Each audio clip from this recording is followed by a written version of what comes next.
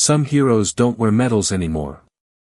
They wear name tags, carry serving trays, and pray no one ever asks who they used to be.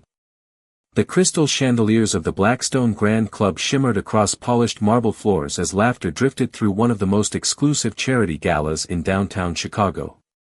Every table was wrapped in white linen, every glass reflected golden light, and every guest seemed to belong to a world where success was measured in private jets, billion-dollar mergers, and invitations that could never be purchased. At the center of it all stood Claire Whitmore, the 35-year-old CEO whose remarkable leadership had transformed a struggling technology company into one of America's fastest-growing innovators. Her midnight blue evening gown carried an elegance that drew attention without demanding it, and her calm smile concealed years of sacrifice, impossible decisions, and lonely victories that no magazine profile had ever captured. Around her, investors competed for a few moments of conversation while photographers waited patiently for another perfect picture. Yet across the ballroom, none of those headlines mattered to Nathan Brooks. Wearing a neatly pressed white waiter's jacket with his name stitched above the pocket, he quietly balanced a silver tray of sparkling water and fresh coffee as he moved between guests with practiced precision.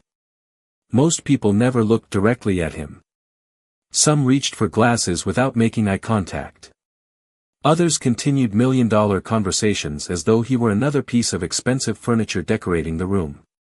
Nathan never seemed bothered. His movements were steady, respectful, almost invisible, shaped by years of choosing humility over recognition. Every shift mattered because every paycheck helped pay for Emma's school supplies, piano lessons, and the small apartment they called home. His daughter believed her father could fix anything, and somehow he always found a way to keep that promise. The orchestra eased into a slower melody while servers refreshed the dessert tables, and for one peaceful moment the evening felt perfectly choreographed. Then the silence cracked. 3. Intoxicated men stumbled through the ballroom entrance, their loud voices cutting across the elegant atmosphere like broken glass across polished stone. Conversations slowed. Several guests stepped aside. A nervous smile appeared on the event manager's face as security glanced toward the disturbance, uncertain how quickly they should respond without escalating the embarrassment. The three men laughed among themselves, ignoring every polite request to lower their voices, until their attention landed on Claire. One of them swaggered forward with careless confidence, blocking her path while his companions encouraged him with childish amusement. The ballroom held its breath. Executives looked away. Investors pretended not to notice. Even the music seemed smaller beneath the growing tension. Claire maintained remarkable composure, but the distance to the nearest security officer suddenly felt much farther than anyone realized. Before another uncomfortable second could pass, a calm voice broke through the noise. "Ma'am, please step behind me." It was not loud. It was not angry. Yet something about the quiet certainty in those words caused every nearby conversation to disappear. Nathan gently placed his serving tray on a nearby table, straightened his jacket as though preparing for another ordinary task, and took one measured step forward. His posture was relaxed, his expression peaceful, but his eyes carried the unmistakable focus of someone who had spent a lifetime protecting people long before anyone in this room had ever learned his name. And for reasons no one could explain, the entire ballroom suddenly felt different. If you enjoy thoughtful stories with real emotion, please subscribe and support the channel. We truly appreciate it. And for those watching, have you ever experienced something like this in your own life? Share your story in the comments. Now, let's get back to the story. Nathan did not raise his voice, and somehow that unsettled the room more than shouting ever could. One of the men turned toward him with a crooked smile that carried more arrogance than confidence. "Go back to serving drinks," he muttered, waving a careless hand as though dismissing someone who did not matter. A few uneasy chuckles escaped from distant corners of the ballroom, not because anyone found the remark amusing, but because discomfort often searched for an easy escape. Nathan remained exactly where he stood. His shoulders stayed relaxed. His breathing never changed. He simply met the man's eyes with the calm patience of someone who had learned years ago that fear usually spoke louder than courage. Claire watched him carefully. There was something unusual about this waiter. It was not his size, nor the expensive ballroom uniform that fit him neatly. It was the quiet discipline in the way he carried himself. He did not appear offended. He did not appear nervous. He looked like a man measuring every second before deciding which one truly mattered. Around them, crystal glasses reflected the soft glow of chandeliers while the orchestra slowly stopped playing, each musician sensing that the evening had unexpectedly shifted into unfamiliar territory. The event coordinator whispered urgently into a radio, asking where security had gone. Several guests reached for their phones but hesitated, uncertain whether recording the scene would help or simply make the situation worse. Nathan spoke again, his tone respectful from beginning to end. "Sir, everyone came here to enjoy the evening. Let us keep it that way." The words were simple, almost ordinary, yet they landed with surprising weight. The tallest of the three men laughed loudly and stepped closer, attempting to crowd the space between them. Nathan did not move backward. He also did not move forward. His balance remained effortless, as though the polished marble beneath his shoes had become solid ground long before anyone else noticed. Claire could not explain why, but for the first time since the disturbance began, she felt completely safe. She realized she had stopped searching for security because the stranger standing a few feet away carried himself with a confidence that could not be purchased, borrowed, or rehearsed. Then something unexpected happened. The first man reached out as though intending to shove Nathan aside, but before the gesture could become more than an awkward attempt to intimidate, Nathan smoothly redirected the movement with calm precision, causing the man to lose his own balance and step harmlessly away. There was no anger. No dramatic display. No celebration from Nathan. The second man hesitated, suddenly unsure of himself, while the third quietly lowered his voice, realizing this waiter was unlike anyone they had expected to confront. An astonished silence settled across the ballroom. Guests who had been whispering only moments earlier now watched without speaking. Nathan calmly adjusted the sleeve of his white jacket as though nothing remarkable had happened. "This evening belongs to the guests," he said gently. "Please allow everyone to enjoy it." For several long seconds, nobody answered. Even Claire found herself staring at him, not because of what he had done, but because of how naturally he had chosen restraint over pride. Somewhere deep inside, a question quietly formed in her mind. Who was this man before he ever carried a serving tray? The heavy silence lingered for another heartbeat before the room finally began to breathe again. One of the event managers hurried forward, relieved that the confrontation had ended without chaos, while two security officers rushed into the ballroom looking embarrassed that they had arrived too late to prevent the disturbance. They respectfully escorted the three men toward the lobby as the guests slowly returned to their conversations, although almost every pair of eyes remained fixed on Nathan Brooks. He neither followed the departing men nor waited for applause. Instead, he quietly picked up the silver serving tray exactly where he had left it, straightened a folded linen napkin that had slipped slightly out of place, and continued walking between the tables as though the interruption had been nothing more than a delayed dinner service. That simple decision confused everyone far more than anything else had. One investor whispered, "Does he even realize what he just did?" Another guest answered softly, "I do not think he cares." Claire continued watching him from across the ballroom.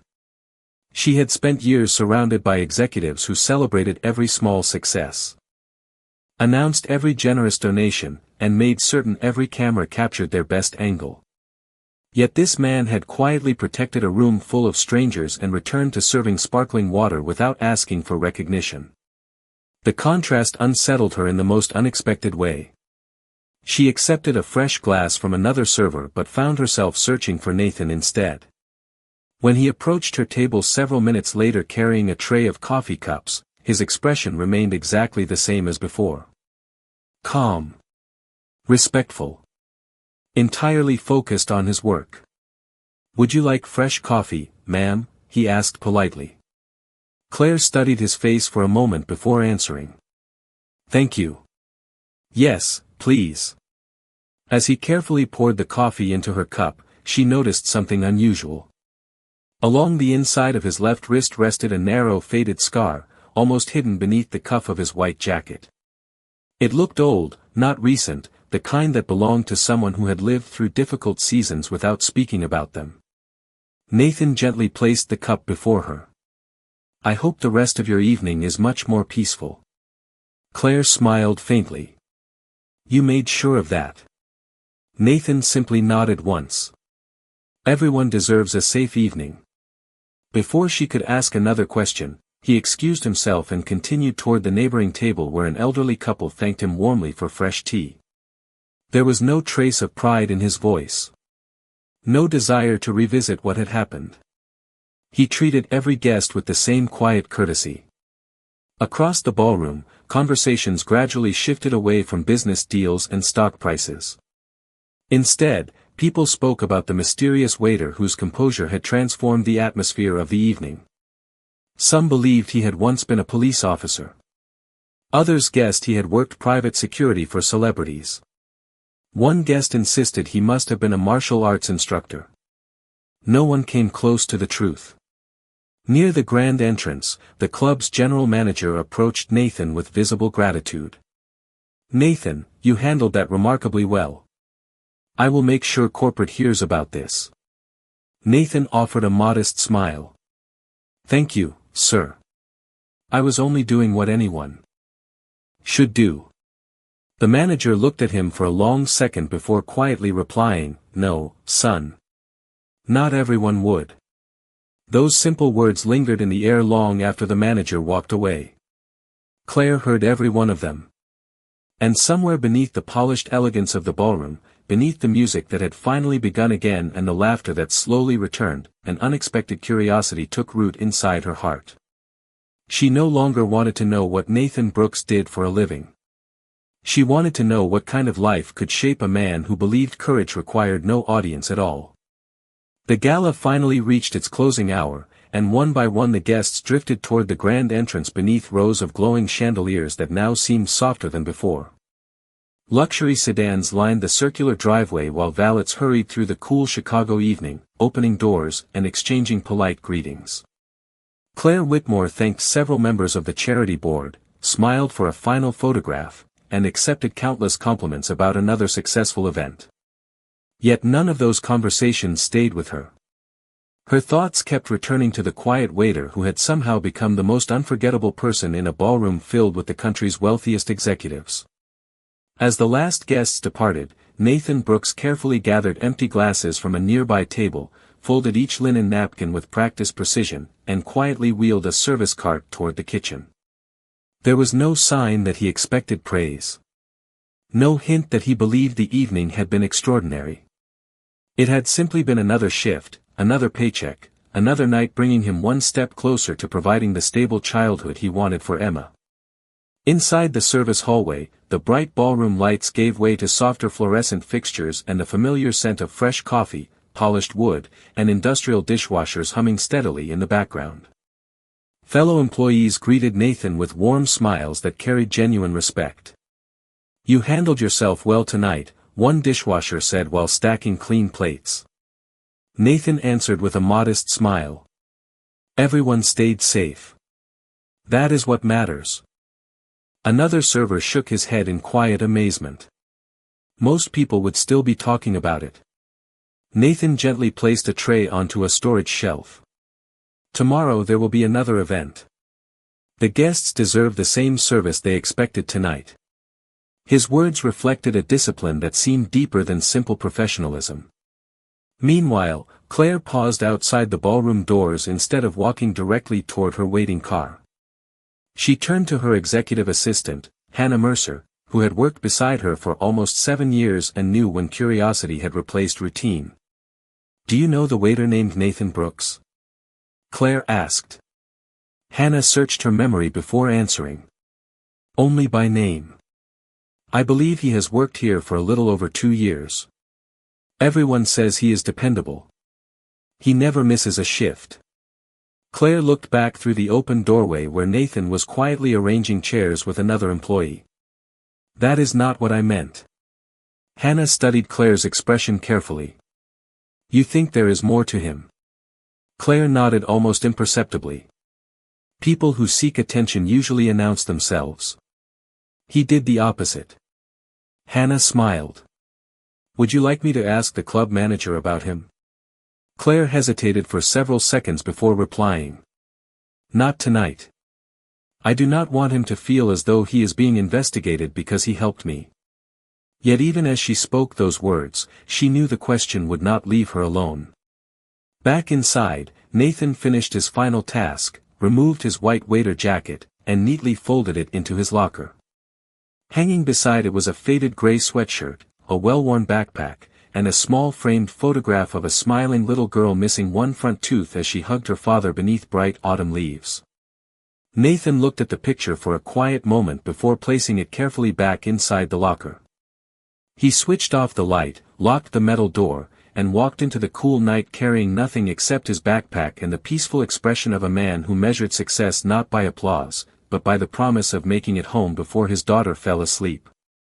Unseen from across the parking lot, Claire watched him leave, and, for reasons she could not yet explain, she realized that the most important story of the evening had only just begun. Nathan's aging pickup truck rolled quietly through nearly empty Chicago streets as midnight settled over the city. The bright skyline slowly disappeared behind him, replaced by quieter neighborhoods where porch lights glowed softly and the noise of expensive parties gave way to the peaceful rhythm of ordinary lives. He drove with one hand resting lightly on the steering wheel while the other reached toward the small paper bag sitting on the passenger seat. Inside was a slice of chocolate cake carefully wrapped by one of the pastry chefs before closing. Nathan smiled to himself. Emma loved chocolate cake, especially when it arrived unexpectedly. To her, surprises did not have to be expensive to become unforgettable. 20 minutes later he parked outside a modest brick apartment building that had seen better years but remained clean and welcoming. He climbed the narrow staircase carrying his backpack and the paper bag, unlocking the apartment door as quietly as possible. Before he could even switch on the kitchen light, small footsteps hurried across the wooden floor. "Daddy." Emma Brooks threw her arms around him with the complete trust only a child could give. Nathan knelt immediately, hugging her tightly before brushing a loose strand of blonde hair away from her smiling face. "I thought you would already be asleep," he whispered. Emma grinned proudly. "I tried. Grandma said I could wait 10 more minutes." Sitting nearby in a comfortable armchair was Margaret Brooks, Nathan's mother, knitting a small blue scarf beneath the warm glow of a reading lamp. She smiled gently as she watched them together. "She kept checking the clock every 5 minutes," Margaret said. Nathan laughed softly. "I guess I had better make those 10 minutes worth it." He placed the paper bag on the kitchen table with exaggerated mystery. Emma's eyes widened. "Is it really what I think it is?" Nathan nodded. "Only if you promise to brush your teeth afterward."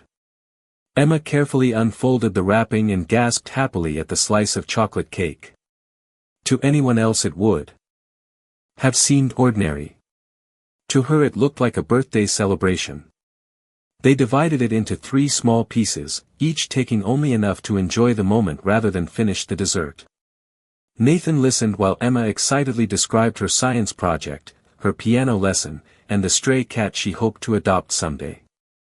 He gave each story his full attention, never glancing toward his phone, never appearing distracted by the long shift he had just completed. Margaret quietly observed the conversation with grateful eyes. She remembered another version of her son years earlier, before grief had settled across his life like winter snow. Raising Emma alone had not made him harder. Somehow it had made him gentler. After Emma finally drifted asleep, Nathan tucked the blanket carefully beneath her shoulders and kissed her forehead before quietly closing the bedroom door. The apartment fell silent except for the distant hum of traffic outside the window. Nathan stood for a long moment before a framed photograph resting on a nearby bookshelf. It showed him years earlier beside his late wife, Olivia, both smiling beneath a summer sky while holding a much younger Emma between them. He touched the edge of the frame only briefly. "I kept my promise," he whispered. "She is growing up kind." Across the city, Claire Whitmore sat alone in her penthouse office overlooking thousands of lights stretching toward the horizon. Reports and contracts remained untouched on her desk while one question quietly refused to disappear from her thoughts. How could a man who lived such an ordinary life carry himself with the calm confidence of someone who had already survived extraordinary storms? Without realizing it, she opened her laptop, typed the name Nathan Brooks into a secure employee search, then paused before pressing another key, sensing that whatever truth waited behind that simple name might change far more than she expected. Morning sunlight spilled across the glass walls of Whitmore Technologies, turning the executive floor into a sea of gold as employees hurried through another demanding workday. Claire Whitmore stood quietly beside the floor-to-ceiling windows with a cup of untouched coffee in her hands. She had negotiated billion-dollar acquisitions without hesitation, faced hostile board meetings with confidence, and made decisions affecting thousands of employees. Yet she had spent the entire night thinking about a waiter whose greatest concern seemed to be making certain every guest returned home safely. It made no sense, and that was exactly why she could not let the question go. She finally turned toward Hannah Mercer, who had just entered carrying the morning briefing folder. "Would you do something for me?" Claire asked. Hannah nodded immediately. "Of course." Claire hesitated before speaking again. "Find out who Nathan Brooks really is.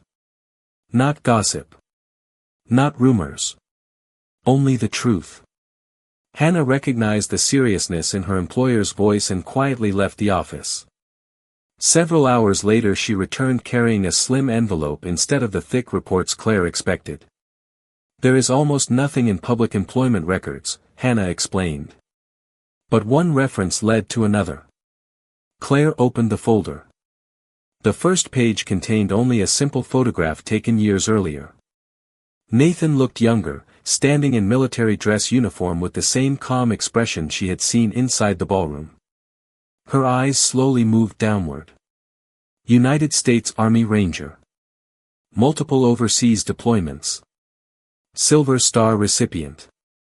Distinguished Service Medal. Honorable discharge. Leadership commendations describing exceptional courage, disciplined judgment, and unwavering commitment to protecting civilians and fellow service members. Claire read every line twice. Then a third time. The room became completely silent except for the faint hum of the building's air conditioning. She searched for dramatic headlines, controversial interviews, or public celebrations honoring his achievements. There were none. Instead she found a brief note explaining that Nathan had declined nearly every media request after leaving military service. Another document mentioned that following the loss of his wife several years later, he had chosen private civilian employment in order to devote his life to raising his daughter. Hannah quietly watched Claire absorb the information before speaking softly. "There is something else." She handed over a final page. It contained a handwritten recommendation from Nathan's former commanding officer. The paper had been scanned years earlier, yet the words remained remarkably clear. Sergeant Nathan Brooks never sought recognition. He believed the greatest victory was bringing people home safely. If you ever meet him outside the uniform, judge him by his character rather than his silence. Claire lowered the page into her lap. Suddenly every moment from the charity gala became painfully clear. The measured posture. The quiet confidence. The refusal to seek applause. None of it had been an act. It had been the natural behavior of a man shaped by years of discipline, sacrifice, and responsibility. She looked again at the photograph of Nathan in uniform before remembering the picture Hannah had quietly included from the employee records at the club. In one image he wore military dress blues decorated with ribbons earned through service. In the other he wore a white waiter jacket carrying coffee to strangers. The same eyes appeared in both photographs. The same humility. The same quiet strength. Claire slowly closed the folder and whispered almost to herself, "He protected an entire room, and not once did he tell anyone who he was." Hannah smiled gently. Some people spend their lives trying to be noticed. Claire looked back toward the city stretching beyond the windows. And some spend their lives making sure everyone else is safe enough to forget they were ever there. For the first time in many years, admiration quietly replaced curiosity, and deep within Claire's heart, respect began growing into something far more difficult to ignore.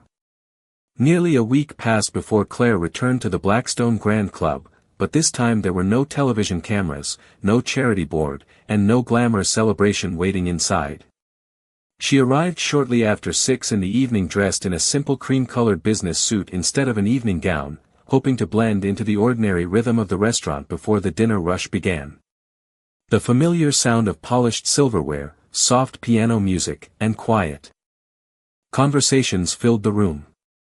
For the first time in years, she was not there to negotiate a partnership or host an important client. She was there to thank one man. Nathan Brooks was arranging fresh flowers at a corner table when he noticed her approaching. He offered the same respectful smile he gave every guest. "Good evening, ma'am. Welcome back." Claire returned the smile, although hers carried a hint of nervousness she rarely allowed anyone to see. "Good evening, Nathan. I was hoping I might have a few minutes of your time after your shift." Nathan glanced toward the dining room where guests were steadily arriving before answering politely. "If you do not mind waiting about 30 minutes, I would be happy to speak with you." Claire nodded. "I can wait." She chose a quiet table overlooking the city lights and ordered nothing more than hot tea. As she waited, she watched Nathan move gracefully through the dining room.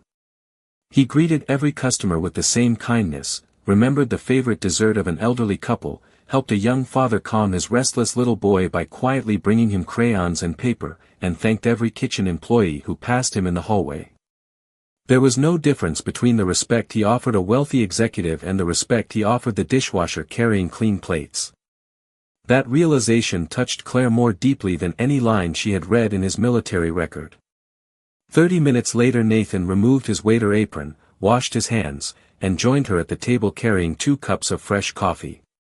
"The chef insisted I bring this," he said with a small smile. "He believes coffee solves most conversations." Claire laughed softly. "Perhaps he is right." For a few moments neither of them spoke. Finally Claire looked directly at him. "I know who you are." Nathan remained quiet, waiting for her to continue. "I learned about your military service." His expression did not change. "I see." Claire gently placed a small envelope on the table. "This is not payment. It is simply my way of thanking you for protecting everyone that night." Nathan looked at the unopened envelope before carefully sliding it back toward her. "I appreciate the thought, but I cannot accept it." Claire looked surprised. "Why not?" Nathan answered without hesitation. "Because doing the right thing should never come with a price tag." The word settled gently between them. Claire searched for another argument but found none. "You could use it for your daughter," she said quietly. Nathan smiled with unmistakable warmth. "The greatest gift I can give Emma is letting her see that kindness is not something we sell." Claire lowered her eyes for a moment, humbled by an answer no business school could ever teach. "Then at least allow me to thank you properly." Nathan nodded once. "You already have."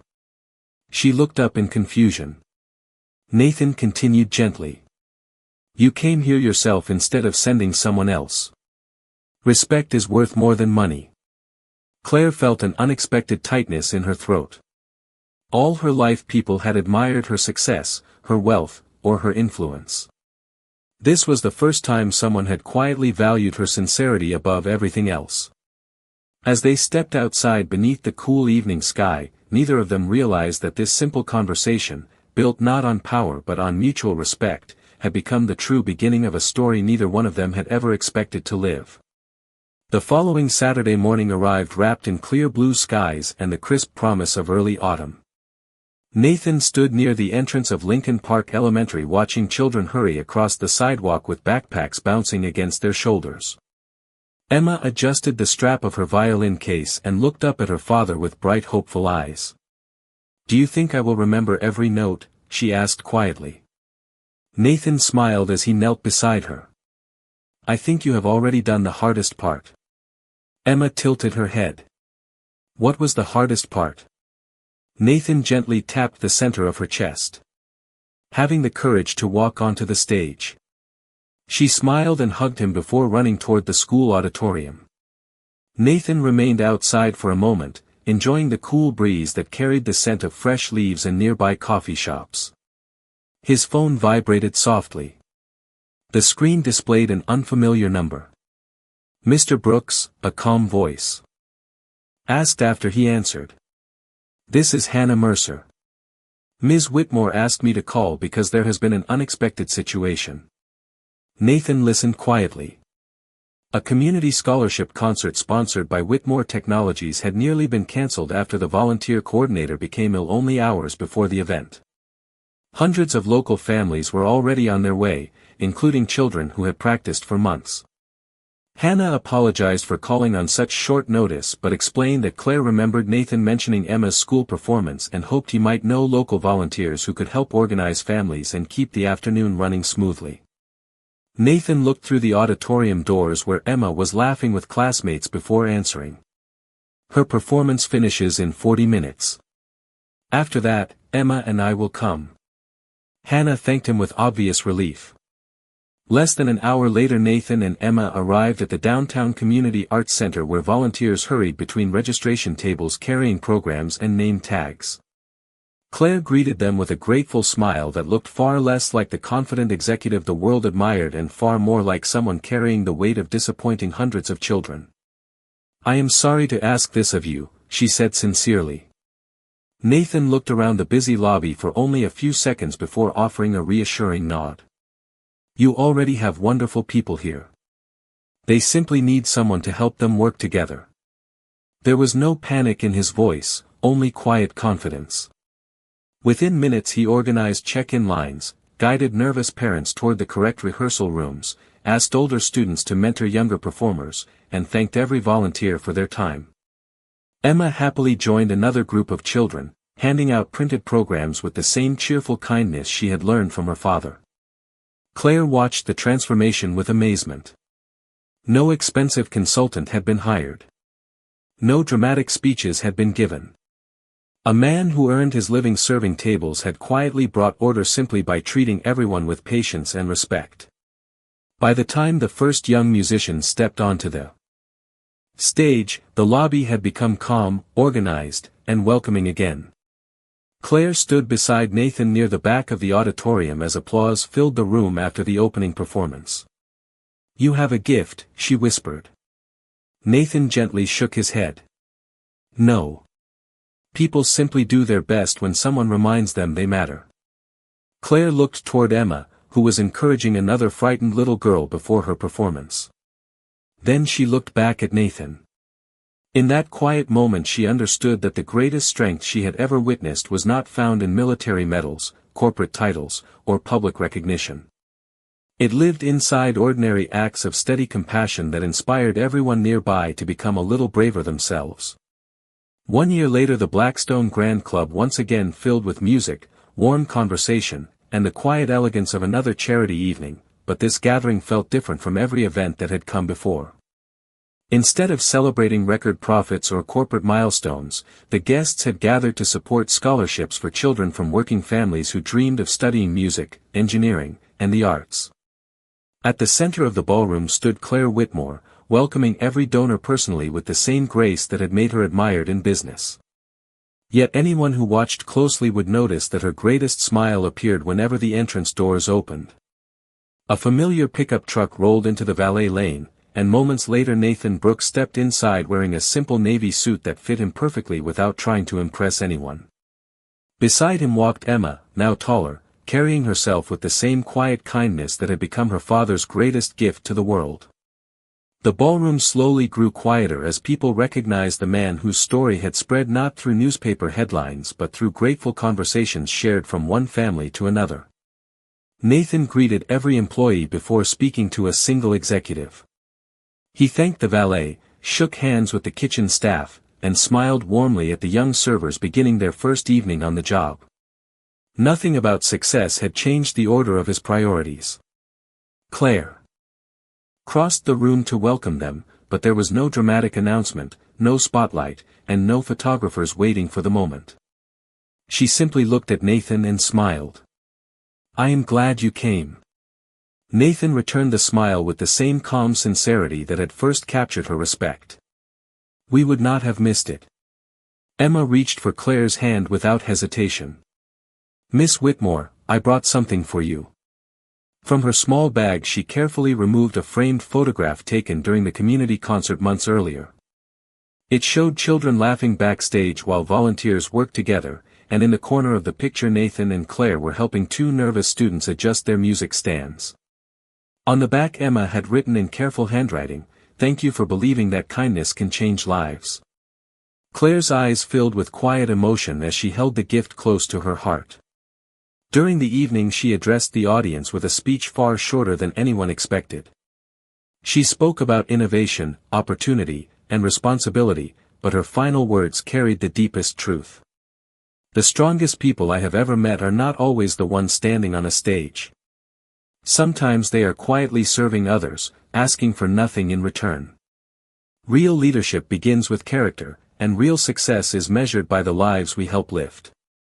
The room answered with gentle applause, but Nathan lowered his eyes with the same humility he had always carried. Later, after the final guests departed, the three of them stepped outside together beneath a sky filled with bright autumn stars. The city lights shimmered across the river while a cool breeze carried the distant sound of laughter through the streets. Emma slipped one hand into her father's and the other into Claire's, smiling as though it were the most natural thing in the world. None of them spoke for several moments. They simply stood together, grateful for the quiet peace that had grown from one ordinary decision to protect a stranger. Nathan finally looked toward Claire and said softly, "Life has a remarkable way of rewarding people who choose kindness before recognition." Claire smiled through grateful eyes. "And sometimes the greatest miracle is not finding a hero.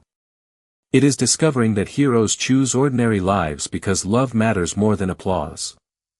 They walked toward the waiting pickup truck together, leaving behind the bright lights of the ballroom without regret, because the greatest victories were never won beneath chandeliers or celebrated with standing ovations. They were found in quiet dignity, steady compassion, second chances, and the simple courage to keep doing the right thing even when no one was watching. Thanks for spending your time with us today. If this story meant something to you, don't forget to subscribe and support the channel. And I'm curious, how old are you, and did this story feel relatable to you? Let me know in the comments. Stay tuned for more exciting stories.